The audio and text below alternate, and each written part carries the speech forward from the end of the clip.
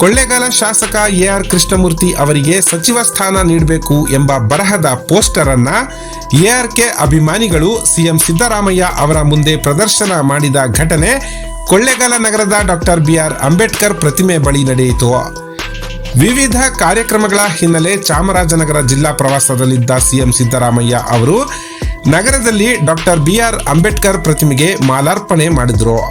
ಈ ವೇಳೆ ಶಾಸಕ ಎಆರ್ ಕೃಷ್ಣಮೂರ್ತಿ ಅಭಿಮಾನಿಗಳು ಪೋಸ್ಟರ್ ಪ್ರದರ್ಶಿಸುವ ಮೂಲಕ ಶಾಸಕ ಎಆರ್ ಕೃಷ್ಣಮೂರ್ತಿ ಅವರಿಗೆ ಸಚಿವ ಸ್ಥಾನವನ್ನ ನೀಡಬೇಕು ಎಂಬ ಬೇಡಿಕೆಯನ್ನಿಟ್ರು.